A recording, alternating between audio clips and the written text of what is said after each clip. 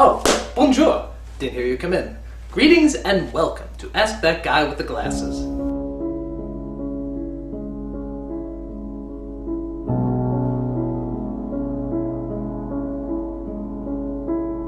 There's seagulls at the top of my school, and they are beginning to become quite a disturbance because they attack people. What can I do to make them disappear? That's a very good question. The best thing to do is grab the complete recordings of Icelandic sensation Björk. As we all know, seagulls are terrified of Icelandic sensation Björk. Play some of that music at the top of your school, and they will fall happily to their deaths. The only downside to this is some of the smaller seagulls' heads might actually explode, which will make cleanup quite a nuisance. But not nearly as big a nuisance as listening to Icelandic sensation Björk. Not that she's not talented, gifted, or incredibly beautiful. It's just that she's from Iceland and I'm terribly racist. Oh my, yes, incredibly racist. Are pigeons emo or goth? Neither, they're gay. What is the best method of defending yourself against a horde of evil squirrels using an onion, a stapler, and the complete works of Edgar Allan Poe?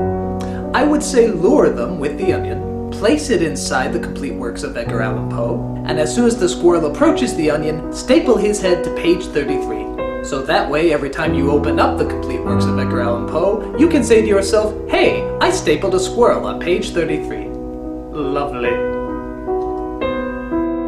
Where is the beef? In the space between spaces. Once I was playing Super Mario 64, and in Super Mario 64, you have to jump in a painting to start the level, and so I did. My little brother saw it and he asked me how that was possible. And I told him it's possible because it's a video game. He went crazy and is now scared of paintings. What should I do? Sacrifice him to your god. Whether it be Buddhist, Christian, Hindu, or what have you, just sacrifice him. Because all great religions agree that life is a sacrifice. And what better way to prove it than to sacrifice the innocent? As the old saying goes, if at first you don't succeed, sacrifice. Sacrifice, sacrifice, sacrifice. Sacrifice. If you found yourself trapped in an underground Egyptian chamber, how would you escape if you only had a revolver and a pen to help you? I forgot to mention that the chamber is filled with transvestite scorpions and radioactive monkeys. That's a very good question. Actually, no, it isn't. It is the worst question I have ever been asked in my entire life. Shame on you. My advice is to kill yourself and burn in the fiery flames of hell. Trust me, you will be doing the world and yourself much good. Yes. Where is the any key? Right there. Right there. You see it? Right there.